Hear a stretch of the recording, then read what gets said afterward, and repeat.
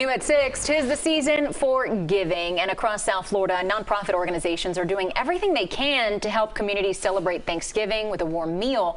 But donations are running dry. Inflation and an outbreak of bird flu are just some of the things impacting food pantries right now. CBS 4's Yvonne Taylor joins us live from Pembroke Park with those details. Yvonne?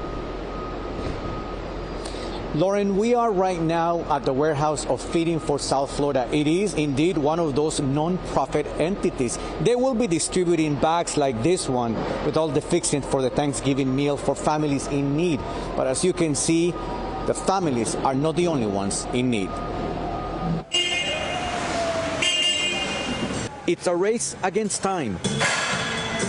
Preparing bags of food for a lot more people this Thanksgiving.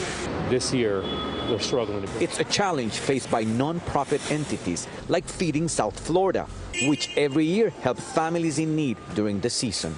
The difference about 2022, less donations. First and foremost, grocery stores don't have as much as they used to have in order to donate. And then the bird flu, which led to less turkeys this year at a higher price. We're not getting as much turkey, as much chicken as we used to. Plus, according to Veles, this November, they will feed 1.2 million people. The same month in 2021, 200,000 less. It's harder.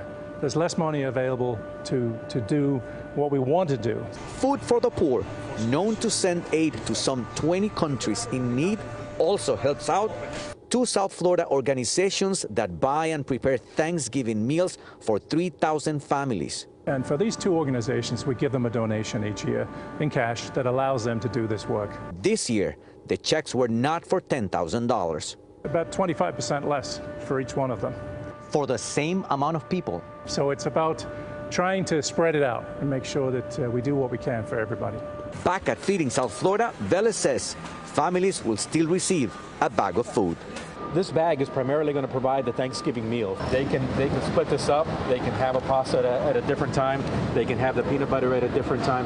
But for the most part, it's going to provide that Thanksgiving meal for about a family of 8. So the message from Feeding South Florida and Food for the Poor: you can make a difference. All you have to do is check with your neighbor. He or she may be struggling and will not be able to get the Thanksgiving meal. You could make a difference. Live in Pembroke Park, Yvonne Taylor, CBS 4 News.